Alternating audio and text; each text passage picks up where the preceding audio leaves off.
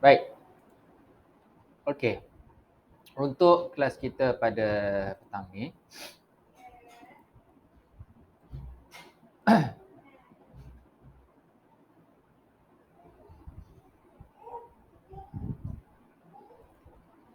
kita akan masuk pada slide yang kedua.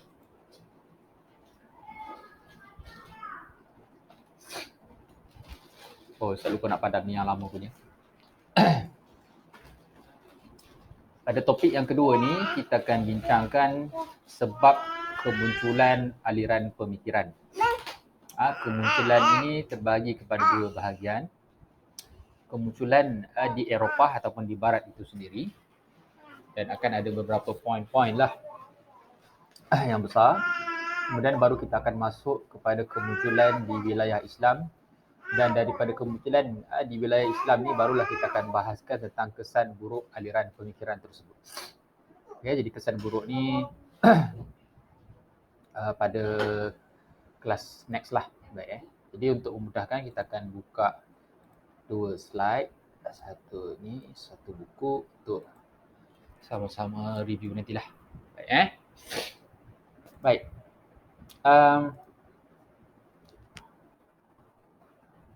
Ni Ustaz dah buat rakaman ya. Okay. Jadi masing-masing boleh beri perhatian dan boleh tanya apa yang patutlah. Hari tu kita dah cerita sikit peringkat awal, dan kita akan masuk kepada bahagian yang kedua.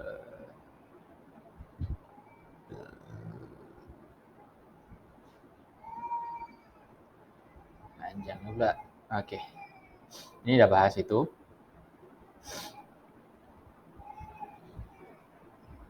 Okey dah.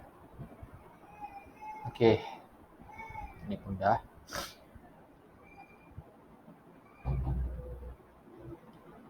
Jadi ini pun boleh je baca. Kenapa disebutkan mazhab fikriyah? Bukanlah suatu isu yang besar sangat pun, tapi boleh baca dan bagus untuk baca. Okey. Al-bab yang kelima.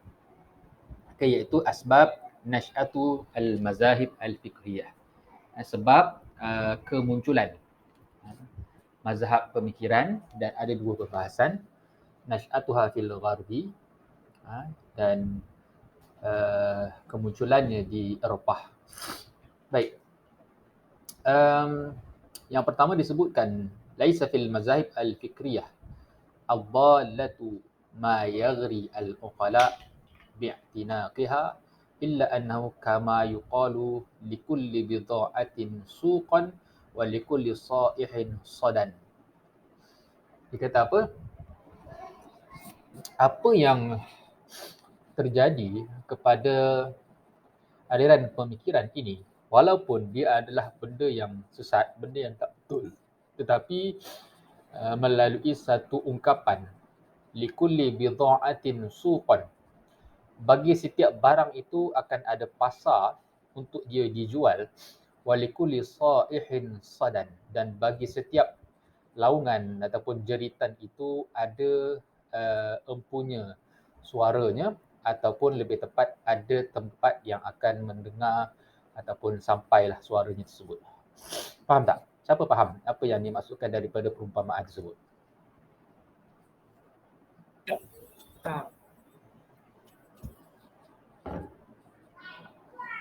Faham tak? Tak ada yang faham? Tak faham. Sarah, faham?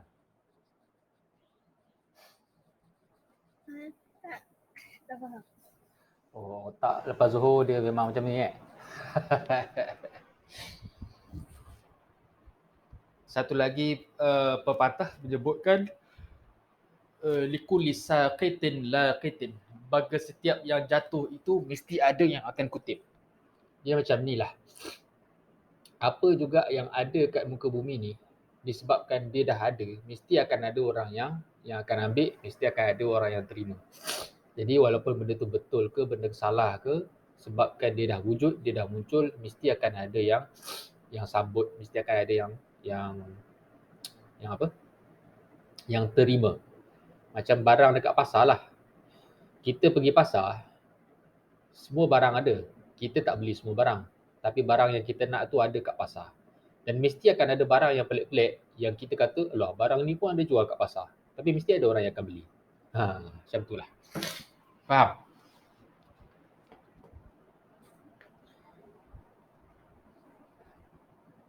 Ustaz. Pandai ada lah kata apa kat botol. Kenapa? Benda tu apa tu?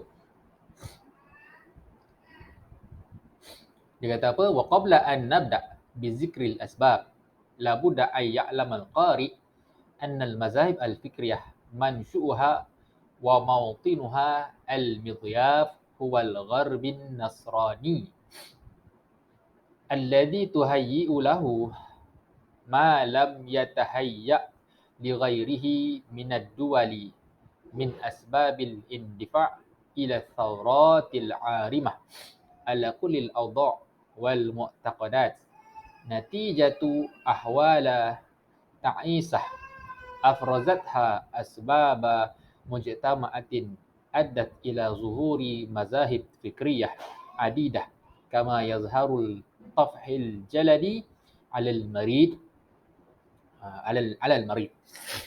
Okey, Ustaz cerita dia punya konklusi lah. Dia kata apa? Sebelum kita nak cerita sebab-sebab macam mana boleh jadi aliran pemikiran ini, poin pertama yang kita kena sedar adalah semua kemunculan aliran pemikiran ini lahir di barat.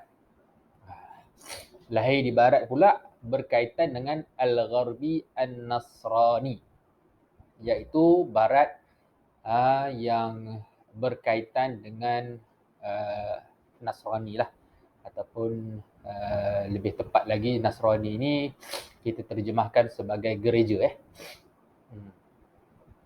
yang membawa ke seluruh dunia dengan berlakunya ataupun dengan meletusnya revolusi Al-Thawrat Al-Arimah, revolusi besar-besaran lah.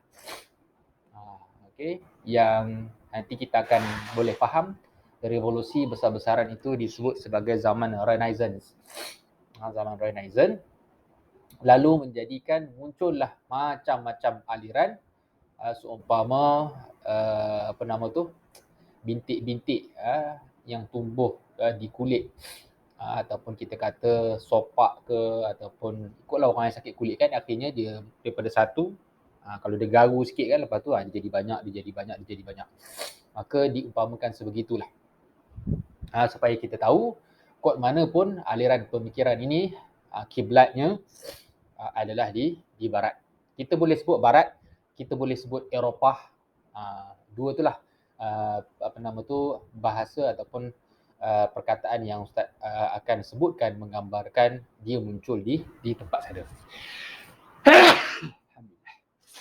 Okey. Wa min tilkal asbab ma huwa zahir wa minhu ma huwa khafi.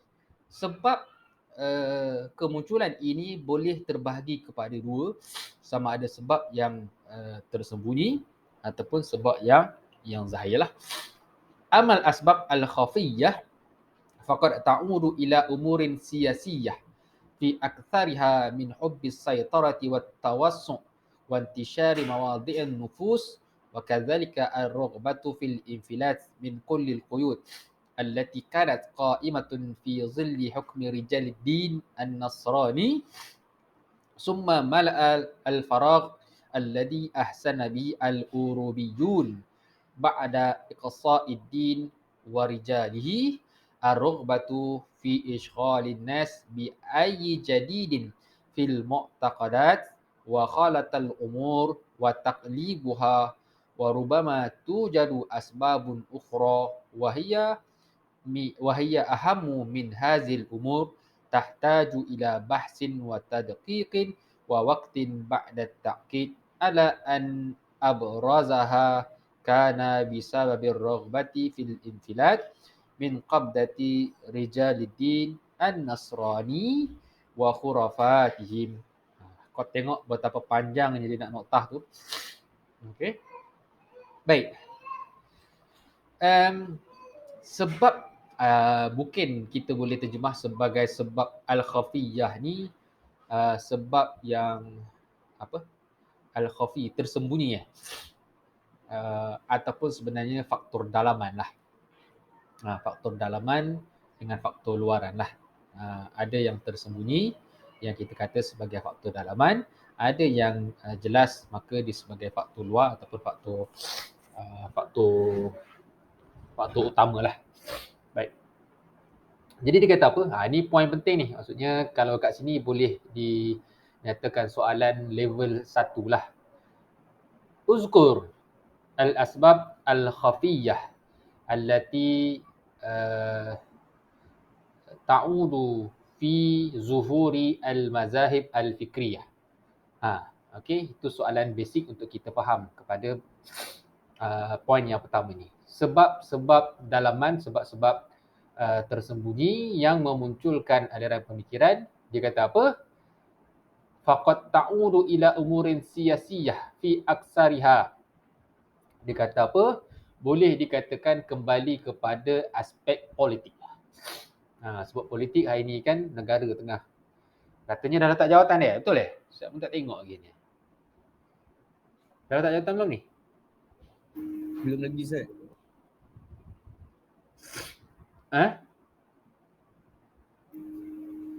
Belum lagi. Tak ada pengumuman lagi. Ya ke? Okey, baik.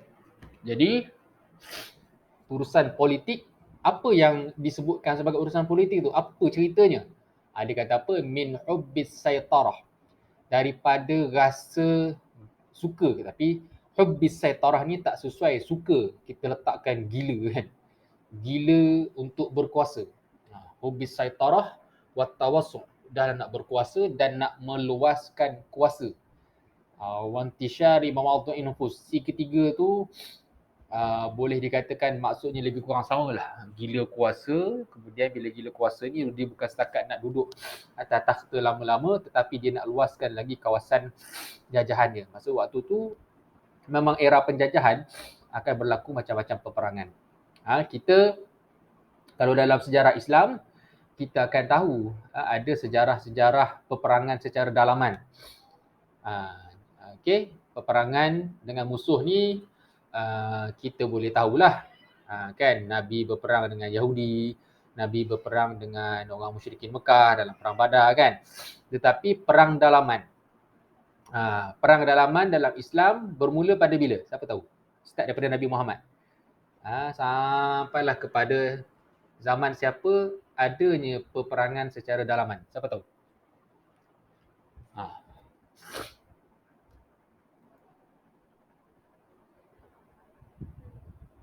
Ada yang mesej sini ke tak ada Perang umat Islam. Perang apa?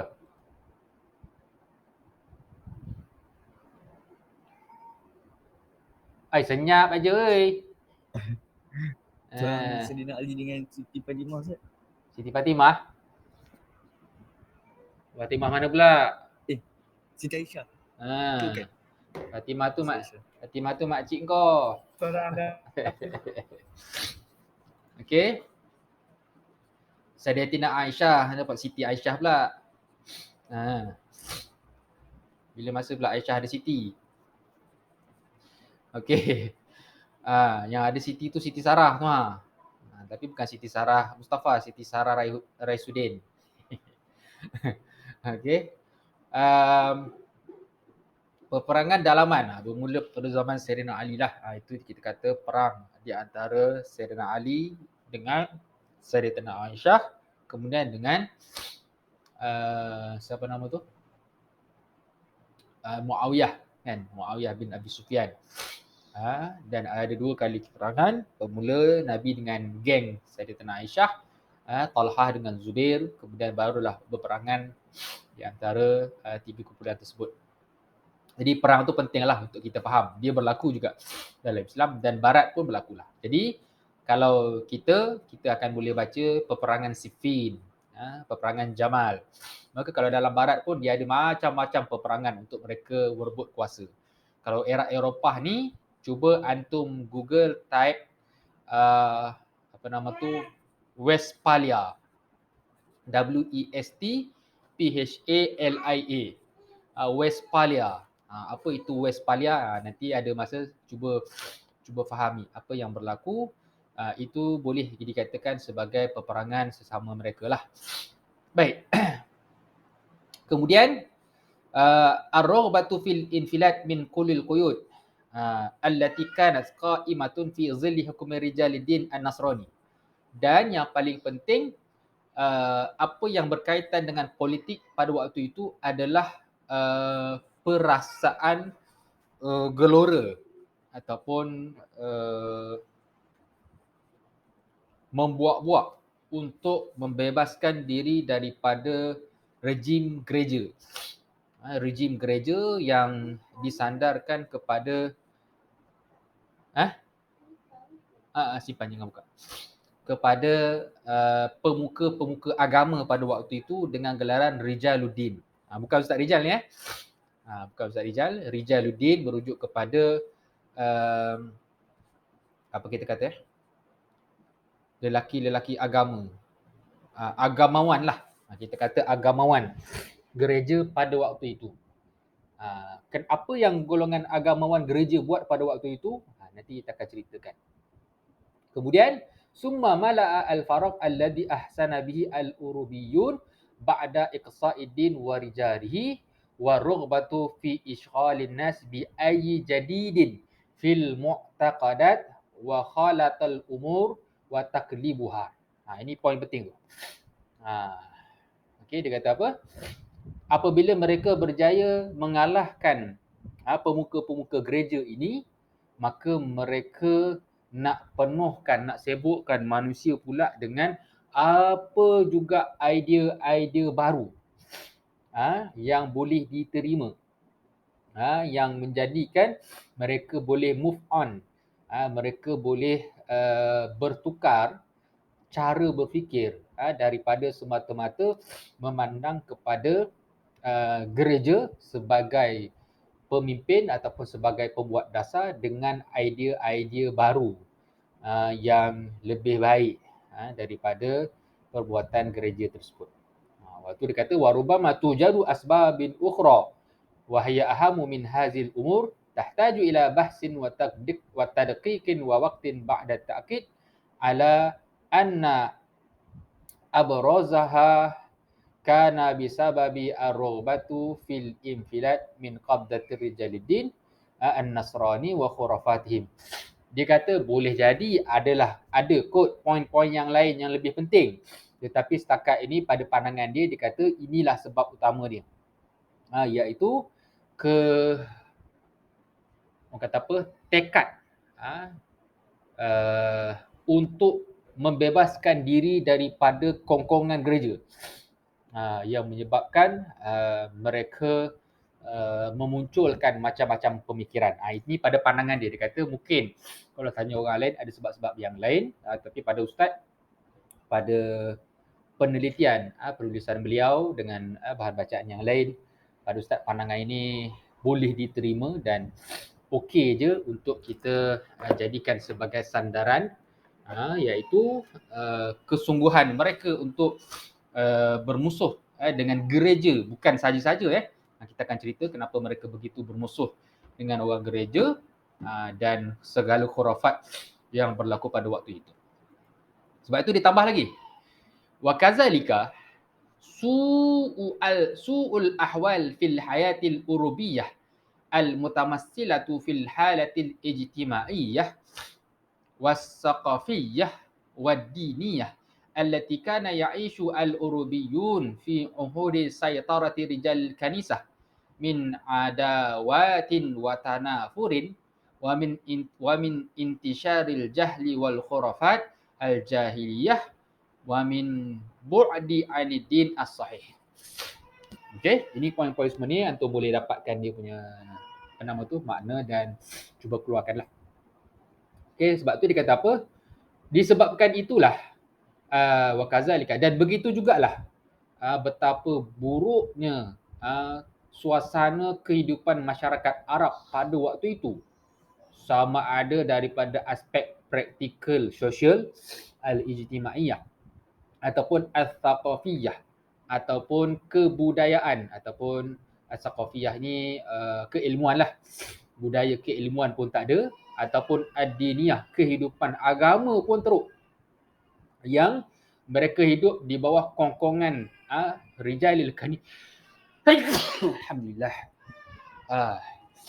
ataupun mereka duduk di bawah kongkongan pemuka-pemuka gereja yang menjadikan mereka menjadi jahil, dan kehidupan mereka lebih dekat dengan kehidupan khurafat dan kehidupan yang jauh daripada jalan agama yang betul. Jalan agama yang betul dalam konteks zaman ini agama Nasrani lah. Bermaksud mereka telah berhadapan dengan agama Nasrani yang menyeleweng. Jadi kat sini pun kalau ada masa nanti tengoklah, kalau sempat Ustaz cuba ceritakan sejarah agama Nasrani yang diselewengkan. Okey. Kita kalau nak tahu mudah lah kan.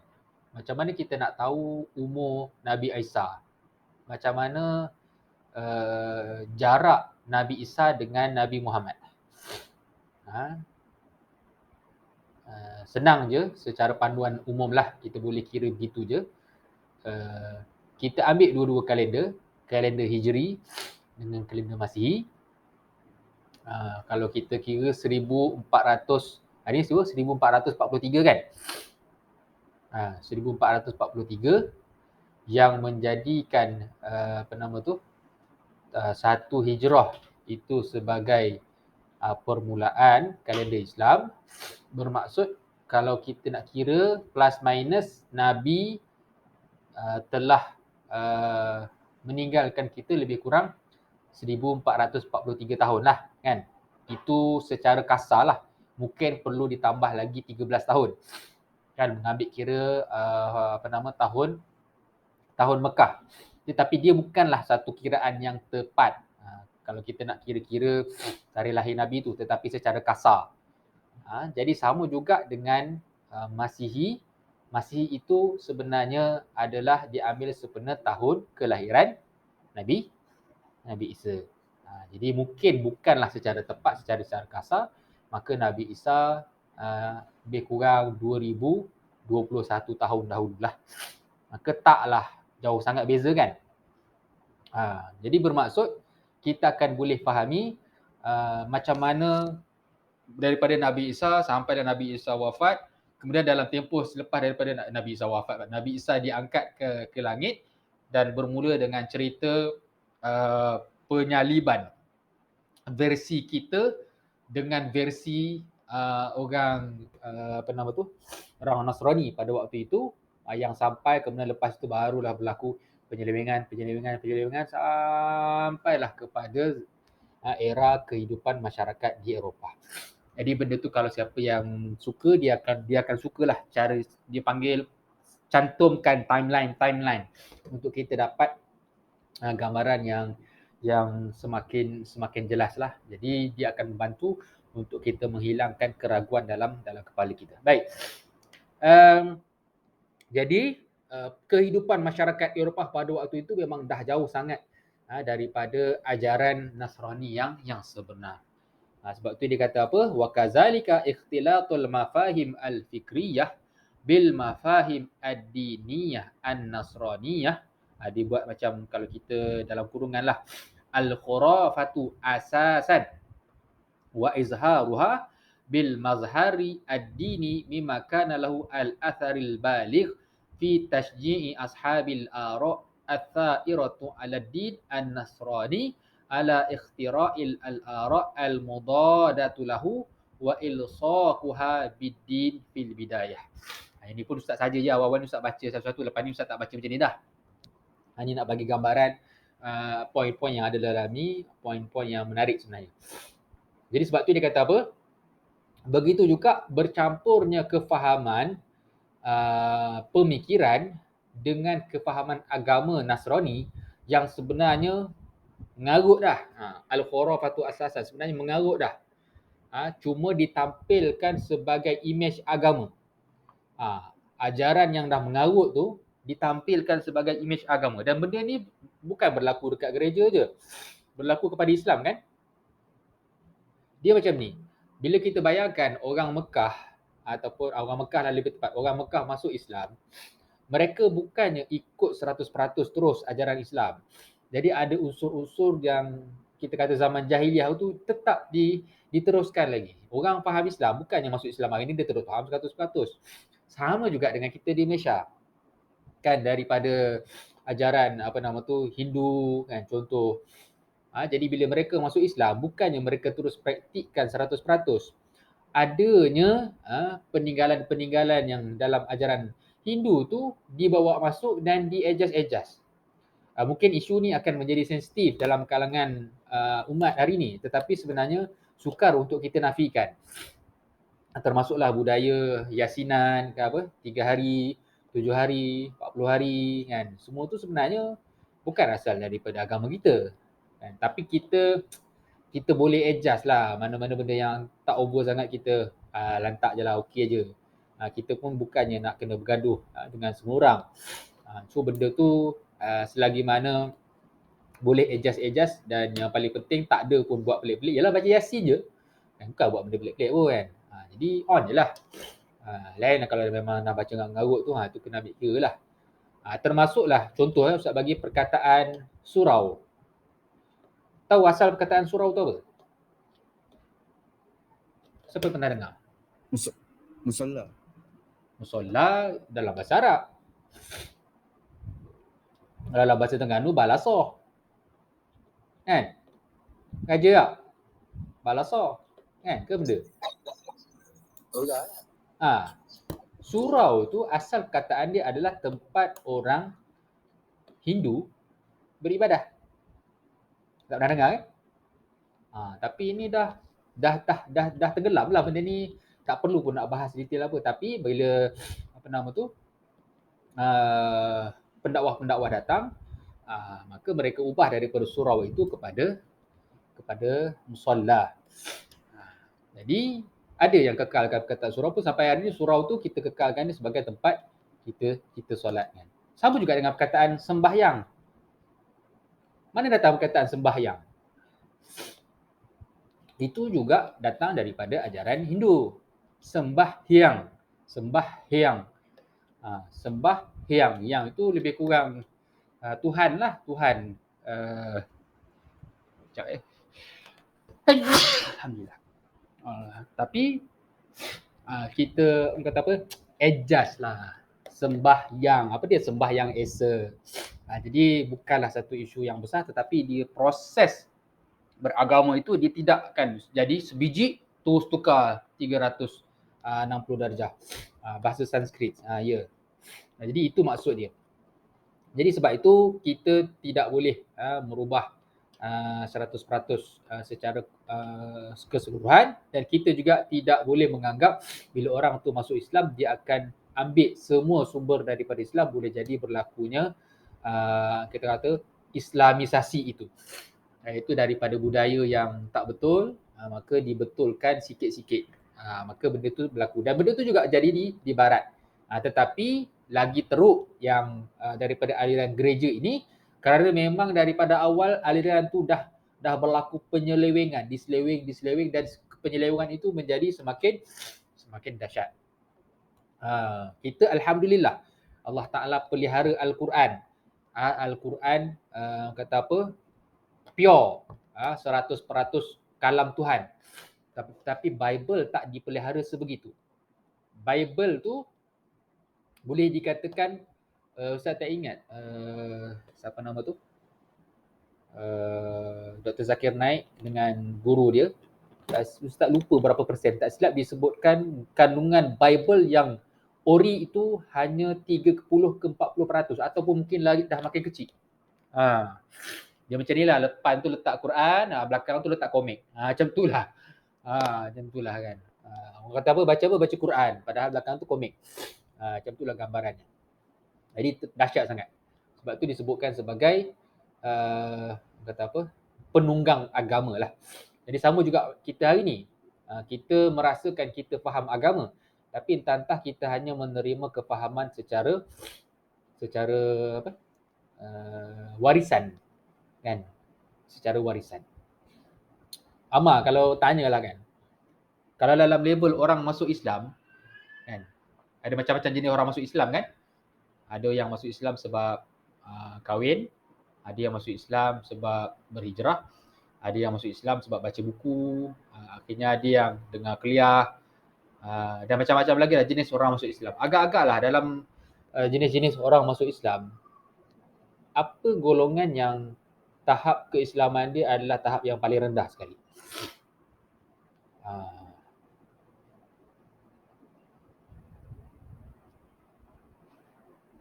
Ada tak?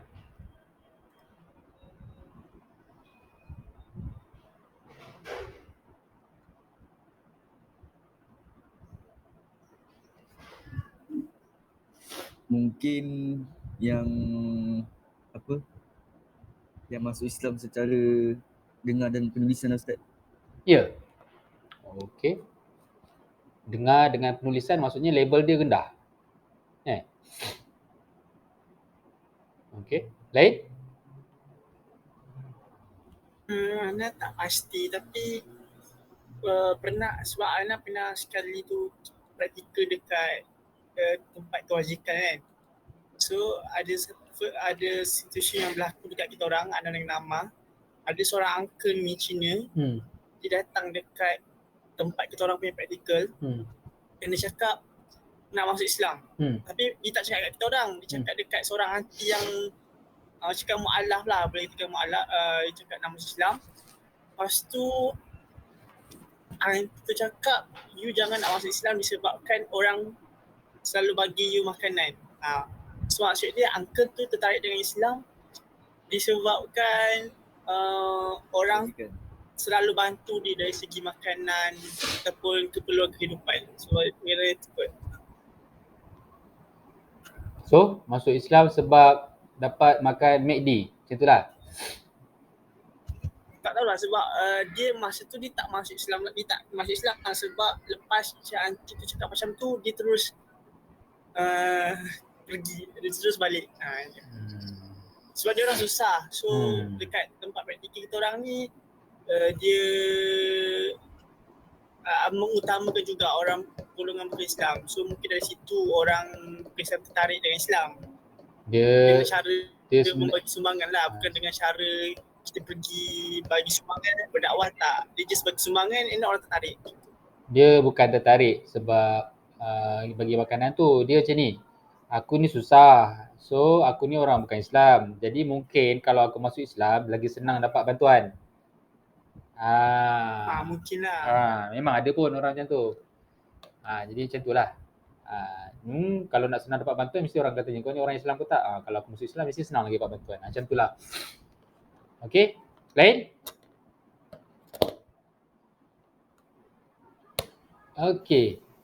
Sebenarnya level keislaman yang paling rendah adalah kita masuk Islam secara warisan.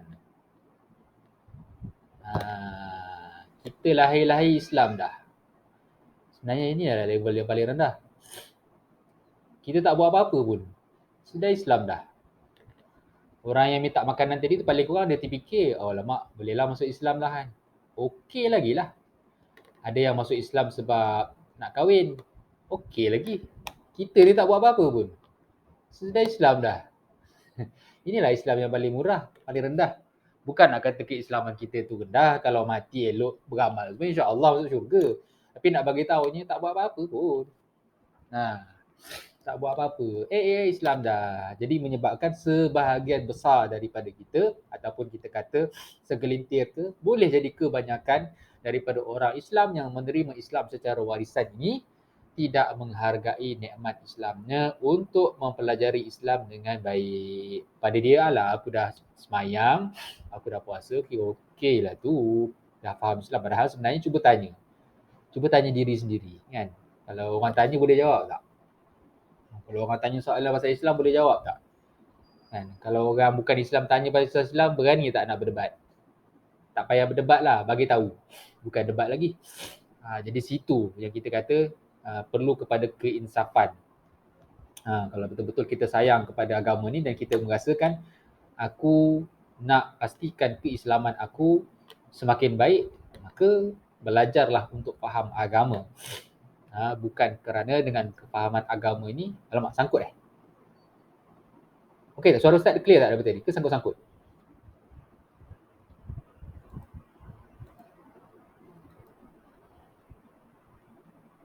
Ustaz tengah video Ustaz sangkut-sangkut. Alamak.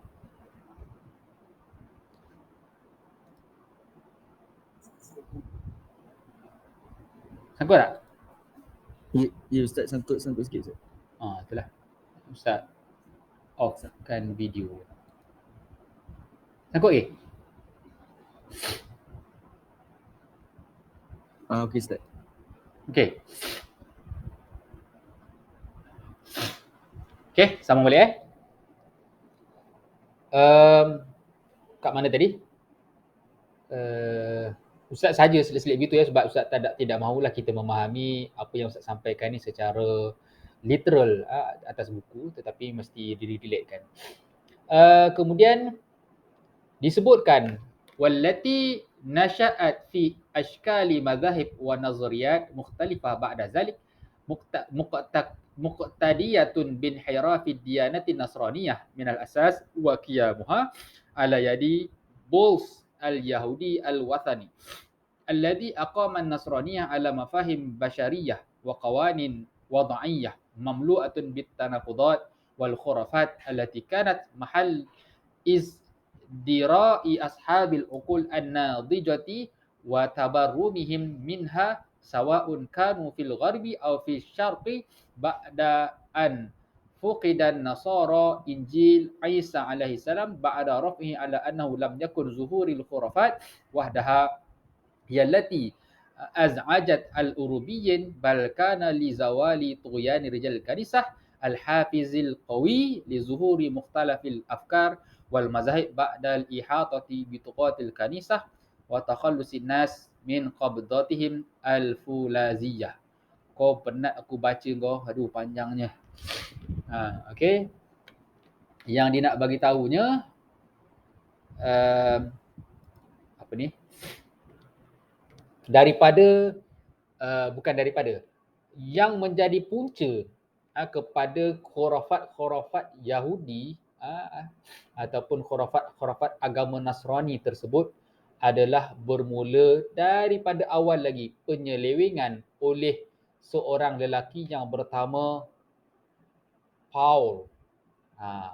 Kalau bahasa Arab dipanggil Bawaw Lamsil, Bols. Tapi sebutan orang putihnya Pauls lah.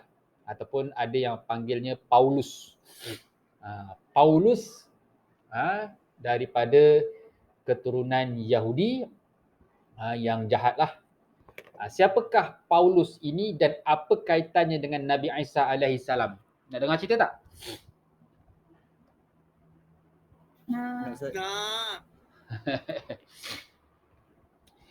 Macam ni ceritanya. Okey. Baik, kita bagi intro dulu lah. Ada masa nanti Ustaz buat graf sikit lah jadi lebih mudah faham. Ini kita cerita sebab kita nak habiskan point ni. Begini. Nabi Isa, kita semua tahu, Nabi Isa diangkat ke langit. Kan? Tetapi sebahagian besar daripada orang Yahudi pada waktu itu, mereka menganggap Isa itu mati disalib. Okey? Dan kita tahu Nabi Isa ini dia ada al-hawariyun. Nabi Isa ada sahabat. Macam mana Nabi Muhammad ada para sahabat, maka nabi-nabi juga ada pendukung-pendukung setia. Kan? Maka pendukung setia Nabi Isa digelar sebagai al-hawariyun. Kan, kalau Nabi dipanggil al-ashab, sahabat-sahabat.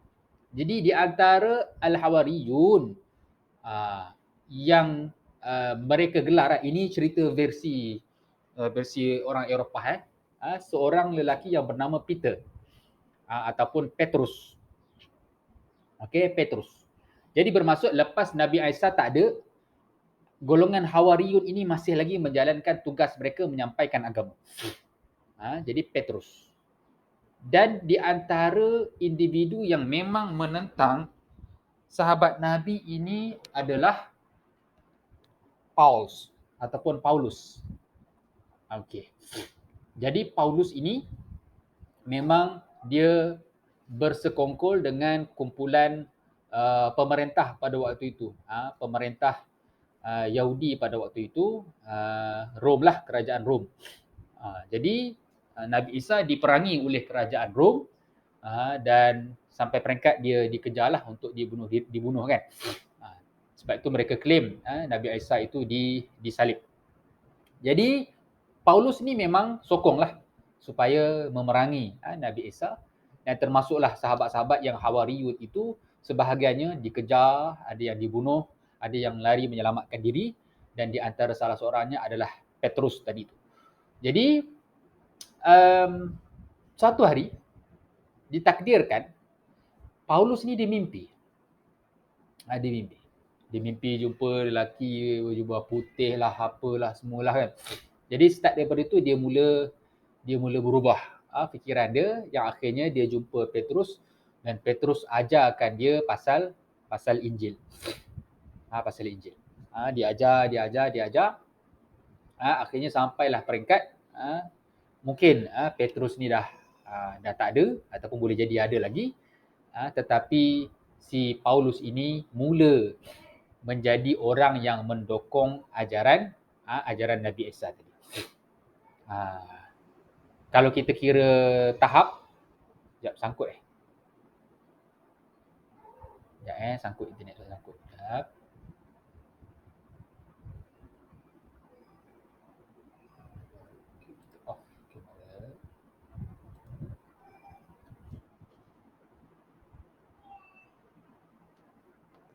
Okey tak? Dengar tak suara Ustaz?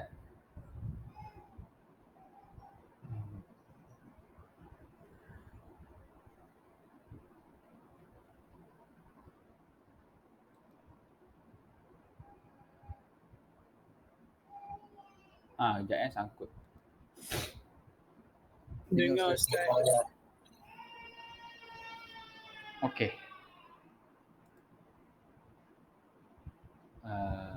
Okey, dah okey dah. Baik, jadi bila ataupun secara asasnya kita boleh faham Nabi Isa Nabi, kemudian Petrus tadi ni sahabat, dan Paulus ini level tabi'in lah kalau kita nak kira level tu. Kerana Petrus sempat berjumpa dengan Nabi Isa, Paulus tak sempat jumpa walaupun sebenarnya satu zaman, tetapi dia tak pernah berjumpa pun. Jadi kita kategorinya Paulus ini adalah tabi'in lah secara bahasa mudahnya.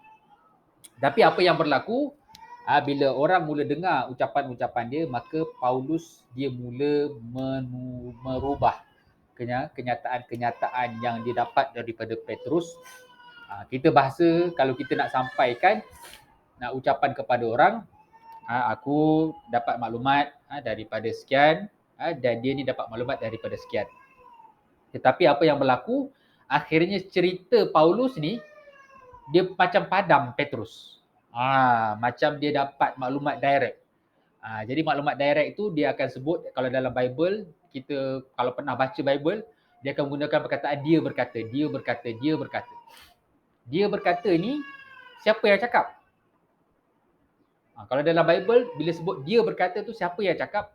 Yang cakap tu Nabi Isa, ataupun kita sebut Jesus lah. Tetapi siapa yang sampaikan? Yang sampaikan adalah Paulus tadi tu, ataupun Paulus tadi tu. Sebab tu kita akan jumpa dia berkata. Maksud bila dia berkata, mesti ada orang yang sampaikan. Macam kalau kita dalam Quran, waqala, dan Allah berkata, dan Nabi berkata. Maksudnya yang sampaikan siapa? Yang sampaikan Nabi Muhammad. Direct daripada Tuhan. Itu clear. Tetapi Paulus terus potong Petrus, terus direct kepada Nabi Isa. Dalam erti kata, tak pernah jumpa, macam mana boleh riwayatkan? Satu, maka dia mendakwa bahawa dia bertemu dengan Nabi Isa melalui mimpi. Situ mula dia dah buat hal lah. Lepas elok-elok dia dapat daripada Nabi Isa melalui mimpi, dan memang sebahagian besar daripada kandungan Injil yang ada pada hari ini adalah diambil daripada ucapan-ucapan Paulus. Orang gereja dia ada tukar catat macam kita lah, ada penulis wahyu. Maka daripada situlah akhirnya ditulis. Tetapi kalau kita baca sejarah detail dia, kita akan dapatilah jarak tu terlalu jauh lah. Permulaan gereja itu ditulis beratus tahun. Kejap sangkut lagi. Maka daripada mula dia mengaku dia mimpi bertemu dengan Nabi Isa, yang akhirnya dia membuat statement dia telah Sangkut Ustaz. Sekejap. Aduh, bahal internet aku sangkut kat ni.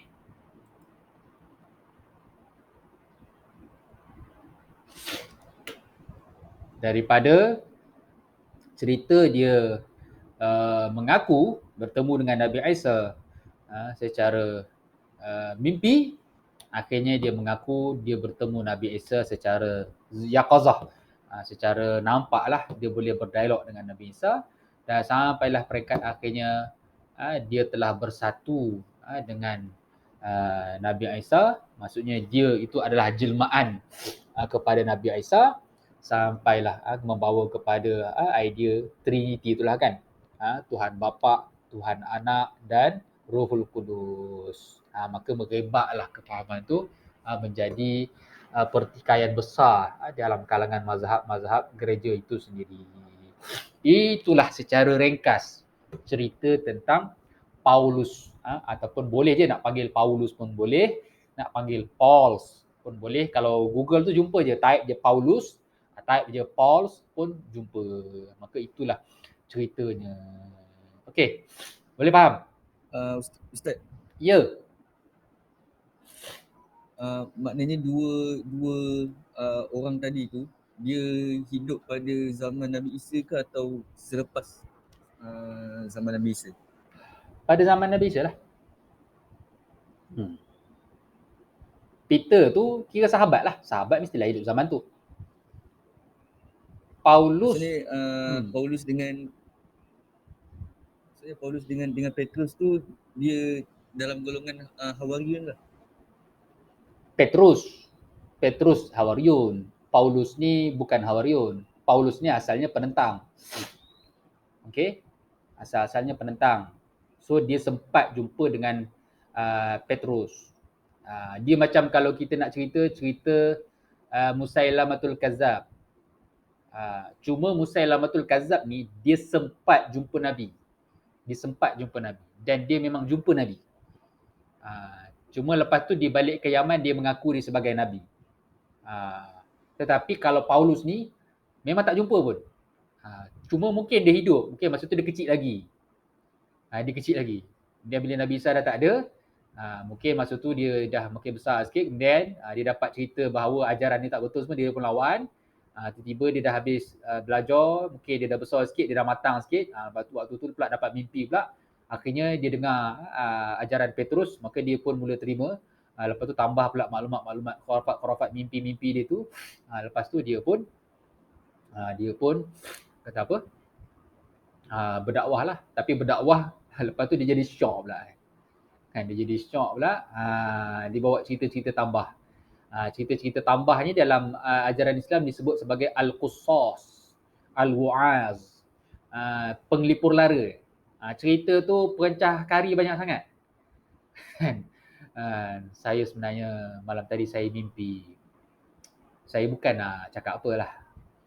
Tapi Allah Ta'ala bagi izin saya jumpa dengan Nabi Muhammad. Allah sedih, nangis kan. Jadi orang pun, power dia ni kan. Lebih kurang macam tu lah, benda ni ada. Berlaku kat mana-mana pun. Aduh, internet tak okey lah pula petang ni. Faham Azhar? Ammar Azhar pula. Ammar Nur Azhar. Nur Azhar tu memang nama ayah Ya Ustaz. Muhammad Ammar Muhammad Ammar bin Nur Azhar. Bin Nur Azhar. Okey. Ada rekod tak? Ada, nak bayar. Itulah. Internet Ustaz pun sangkut. Tapi mujur Alhamdulillah Ustaz rekod lah. Okey, jadi apa nama tadi? Daripada zaman Paulus tadi tu pula, waktu tu mungkin adalah catatan-catatan, tapi dikumpulkan Bible tu 100 tahun ataupun hampir 200 tahun lepas daripada itu. Barulah mereka kumpulkan. Jadi bayangkanlah betapa tak boleh dipercayainya maklumat yang datang daripada mereka berbeza dengan kita. Quran zaman Nabi, ditulis zaman Nabi, dikumpulkan pun zaman Nabi, cuma dibukukan sahaja pada zaman selepas daripada itu. Itu pun hanya berapa tahun je. Abu Bakar, Umar. Zaman Abu Bakar dah start kumpul. Zaman Umar memang dah dikumpulkan, cuma dibukukan dan diedarkan secara rasmi pada zaman Sayyidina Osman. Jadi memang jauh bezalah kalau kita nak banding sejarah kita dengan sejarah diorang. Jadi pentinglah untuk kita faham sejarah kita ni supaya kita tak mudah dan benda maklumat ni Ustaz tak suruh percaya 100% sebab benda banyak versi. Tetapi biasanya versinya tak jauh beza daripada apa yang Ustaz ceritakan ni. Mungkin ada tokoh tambah daripada tokoh-tokoh yang lain saja. Jadi ini cerita dia. Okey, boleh faham?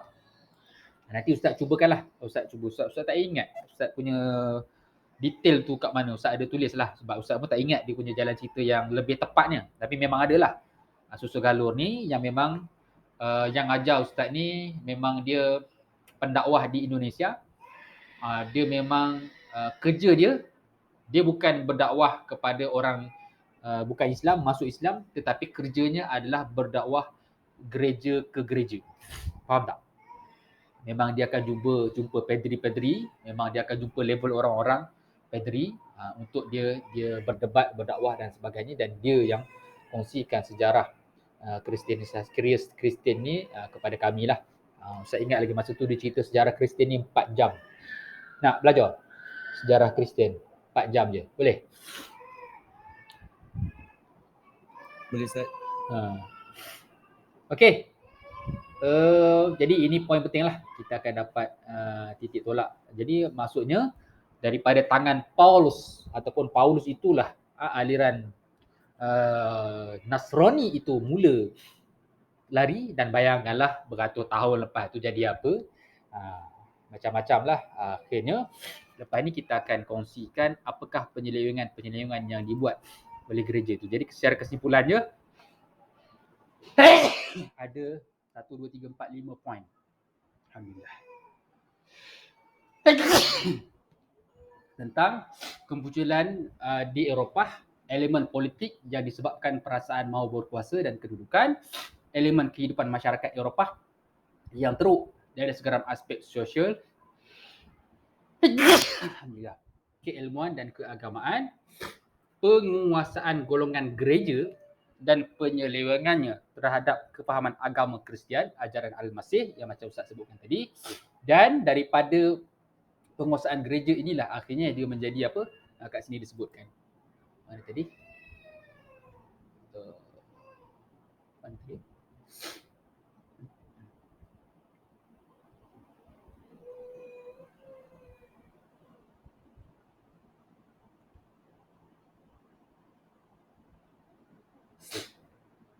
Ni. Ba'da rafa'ahu ni anna fuqidan nasara injil Isa ba'da rafi ala annahu lam yakun zuhurul khurafat wahda yallati az'ajat al-urubiyyin bal kana li zawali tughyan rijal kanisah al-hafiz al-qawi du zuhuri mukhtalafil afkar wal mazahib ba'da itahah bitughatil kanisah. Jadi dengan sebab lepas daripada Nabi Isa diangkat, kemudian lepas tu berlaku penyelewengan yang dahsyat, jadi menyebabkan di situ menjadi titik macam mana dan kenapa masyarakat ilmuwan Eropah pada waktu itu memang lawan gereja kerana mereka dizalimi dengan begitu teruk. Suruh ikut agama ni, menyebabkan sebahagian daripada masyarakat yang mereka celik, minda mereka tak boleh terima dan mereka melawan. Sebab tu akhirnya perkembangan ilmu dengan penguasaan golongan gereja. Jadi dia macam ni. Seakan-akan agama adalah tak boleh menggunakan akal. Jadi menjadikan apa yang difahami oleh masyarakat biasa, ada benda yang mereka fikir berlawanan dengan agama, maka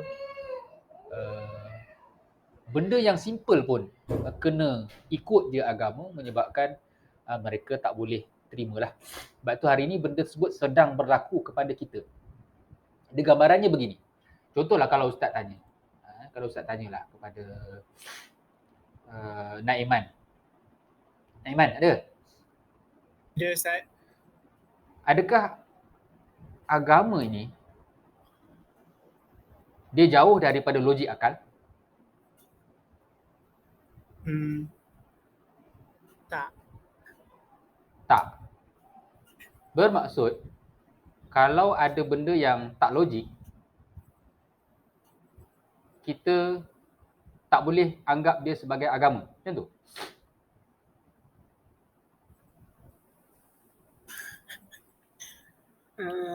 Okey, Ustaz bagi contoh mudah lah. Okay. Kenapa kalau kita terkentut, kita kena ambil wuduk, basuh muka, basuh tangan, basuh rambut, basuh kepala, basuh kaki. Itu kan cara ambil wuduk kan? Apa yang logiknya dengan buang angin tadi tu? Kentut, kencing, terberak, tapi tak basuh pun. Itu contohlah. Macam mana?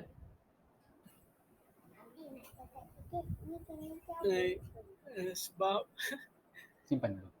dalam Islam kan dah kita tahu yang kalau terkeluar sesuatu daripada di tempat ni yang Nanti. hubungan tu kena ambil aspek. Tahulah macam tu.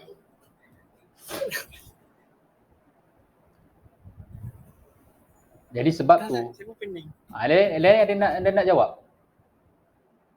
Ada yang kita jawab, mungkinlah kita dah belajar masuk kelas, kita boleh jawab. Benda tu sebenarnya kalau antum belajar fiqh pun memang ada penjelasan dia, tak ada masalah pun. Tapi, kita nak cerita kepada orang yang dia bukan Islam, dia memang, kalau kita cerita macam tu, dia tak boleh terima. Kan? Apa ni? Kentut. Tapi ambil wuduk basuh tempat lain. Yang buat hal, benda lain. Tiba-tiba yang kena apa? Kena basuh benda lain. Okey, itu maksud Ustaz. Adakah agama ni memang tak boleh guna akal langsung fikir? Maksudnya, kalau fikir guna akal pun, Allah dah suruh tu, buat je lah. Kan Nabi dah suruh. Kan Quran dah turun. Wahyu dah turun. Ikut je lah. Maksudnya, apa beza dengan apa yang sedang berlaku di Eropah pada waktu itu? Iaitu mereka mengharapkan agama ni mesti logik. Dan penjelasan itu mesti logik. Jadi, kalau kita terima, so okey lah. Ini tanya, ikut je lah. Jangan banyak tanya. Barang siapa yang banyak bertanya, maka lemahlah imannya. Kan? Jadi macam mana? Macam mana sebenarnya kita nak faham agama? Maksudnya, kalau berterusan benda sebegini, maka tak mustahil orang akan menolak Islam. Sebagaimana orang Eropah menolak gereja. Jadi macam mana kita nak balancekan? Yang dinamakan apakah memang agama Islam ni memang tak logik ataupun memang kita tak boleh fikir. Maksudnya macam mana yang Naiman sebut tadi lah. Kalau kita fikir macam ni, tapi sebenarnya Allah Ta'ala kata macam ni. Maksudnya yang tak logik tu kita ke Allah? Macam mana? Ada yang nak cuba respon. Ni kan subjek aliran pemikiran. Kena fikir lah. Kalau tak, namanya subjek tak payah fikir. Nanti kita tukar. Kalau tak nak fikir, kita tukar nama subjek aliran tak payah fikir. Okey, cepat. Jadi kena respon. Sekali lagi Ustaz, soalan. Aku dah cakap panjang lebar baru nak suruh ulang balik kan. Aduh. Dah lah subjek aliran pemikiran. Suruh fikir lepas zuhur pula tu kan. Aduh. Tapi kalau Dia fikir, takut sangkut Ustaz. iya ke? Lah nanti kita cari waktu lain lah kelas ni. Petang ni lain tak berapa handsome lah. Ustaz mungkin kena ubah kelas kot. Ustaz kena buat kelas kat bawah.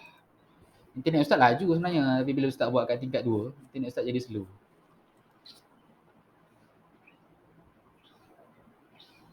Ada. Apa ni? Memang slow sangat. Semua tak sampai 20 pun. Aduh hai. Oh.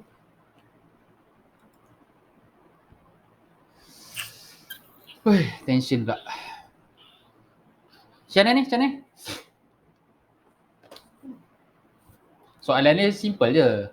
Adakah agama memang sentiasa berlawanan dengan logik akal? Tu je soalan dia. Yang lain-lain tadi contoh je. Siapa nak jawab? Kalau bagi Ana tak Ustaz, sebab agama ni dia mengikut, sebab agama ni dia mengikut kepada logik akal manusia juga. Okey. Jadi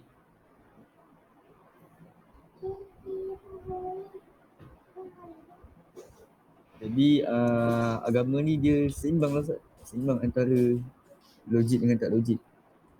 kat mana logiknya? Kalau yang kentut tu punggung, uduk basuh tempat lain.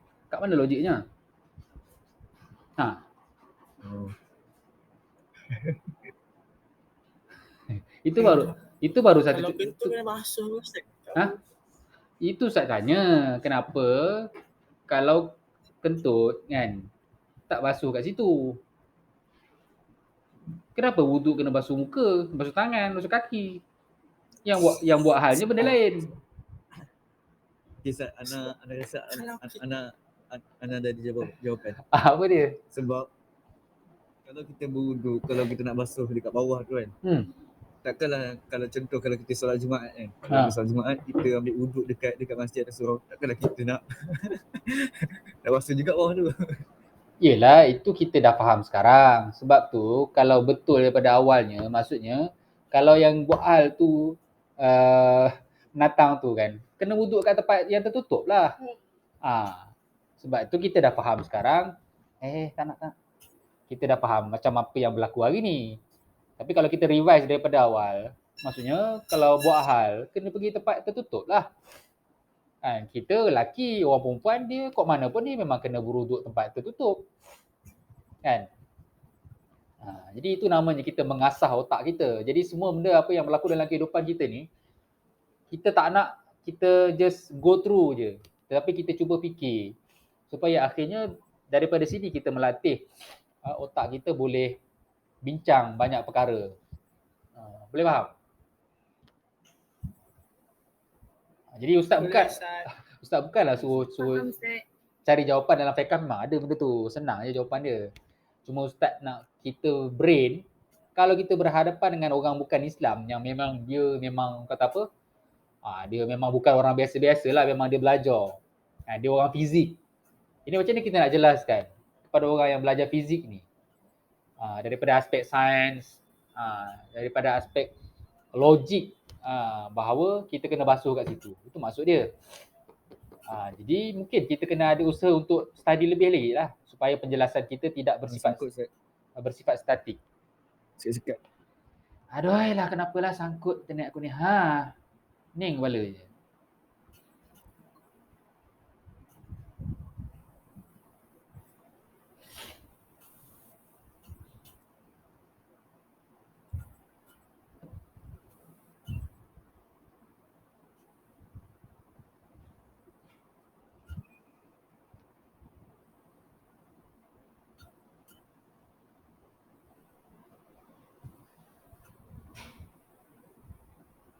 Dah.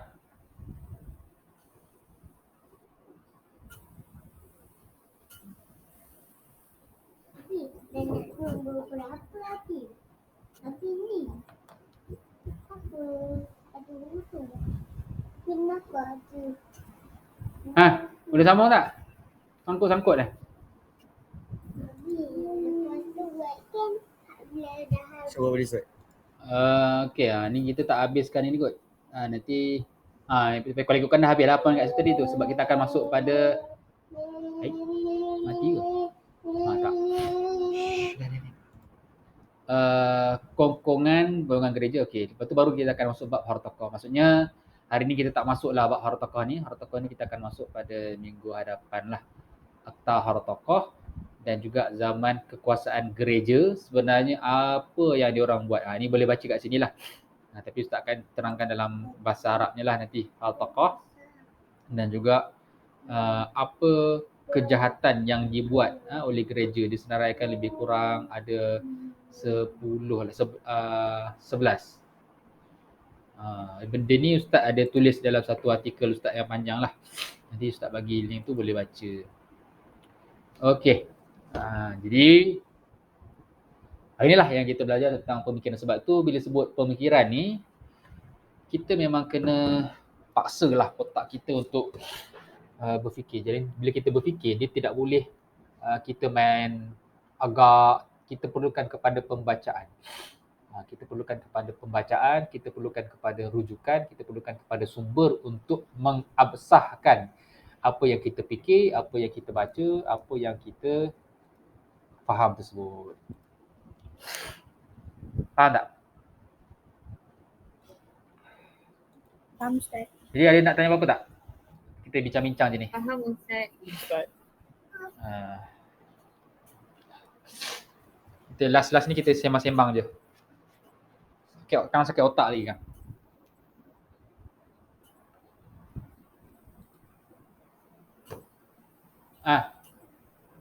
Mana dia?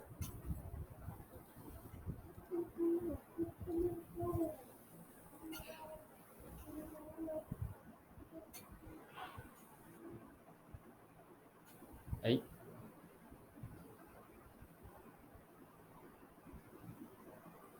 Nurul tadi hilang.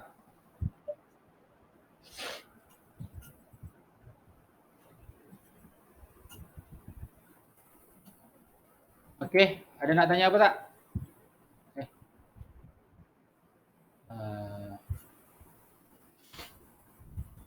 Ras. Tidak ada Ustaz. Semua tak ada Ustaz.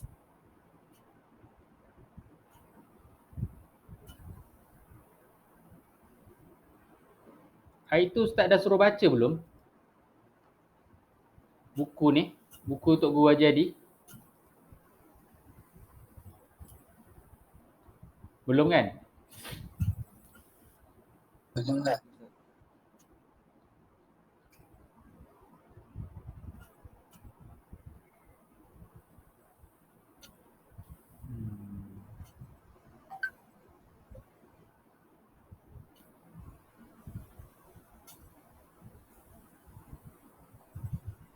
Baik, Ustaz cadangkan untuk apa yang Ustaz sebutkan tadi tu.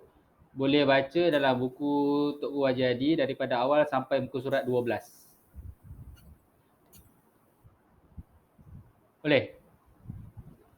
Pergi kat bahagian bahan bacaan, ambil buku fahaman dan ideologi, baca daripada awal sampai muka surat 12. Nak baca lebih, bacalah.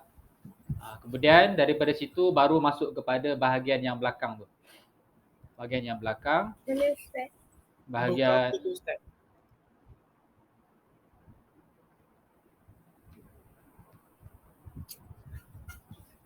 alah hai, nak sebut banyak kali lagi.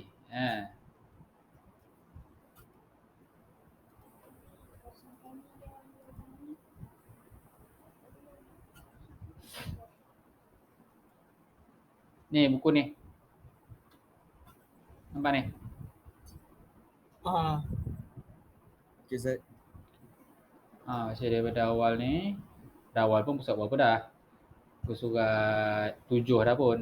Surat 7 ni fahaman dan ideologi umat Islam. Bacalah sampai muka surat 12 ni. Fahamkan. Ni perang Siffin. Ustaz sebut tadi. Ahlussunnah kan. Dan barulah kita baca yang bahagian belakang. Tentang ideologi. Ustaz minta tolong baca. Tolong baca untuk dapatkan gambaran awal. Kalau tak nanti banyak benda yang kita akan pening. Kita akan tak faham ataupun kita akan lambat catch up lah. Bila dah baca ni, dia akan sangat-sangat membantu. Banyakkan membaca. Walaupun baca mula tak faham, tapi nanti bila dah kelas, dia akan membantu untuk kita faham banyak. So yang penting baca dulu. Mana bahagian belakang ni? Ni bahagian belakang ni. Ideologi moden. Kapitalisme, nasionalisme, baca dulu. Baca je dulu. Okey? Baik. Jadi itu sahaja untuk kelas kita pada petang ini.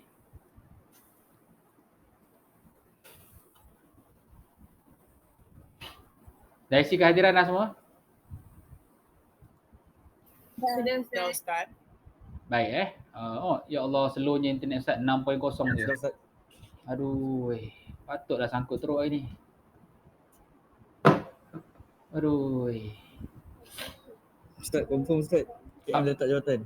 Confirm? Dah letak. Lama dah tahu. Tadi saja je nak tengok korang dengar berita ke tak. Okey. Terima kasih semua. Jadi kalau minggu depan Ustaz sibuk, Ustaz minta maaf lah sebab Ustaz terpaksa jadi PM minggu depan Tahniah Ustaz, tahniah. Jangan tanya awal, tunggu. Sekejap lagi Agong call kan. Alhamdulillah makin maju quiz. Ustaz bagi tahu. Nanti kelas Quizzer makan buat daripada istana Agong lah. Okey, baik. Setakat itu saja. Wallahu alam. Assalamualaikum warahmatullahi wabarakatuh. Boleh Ustaz.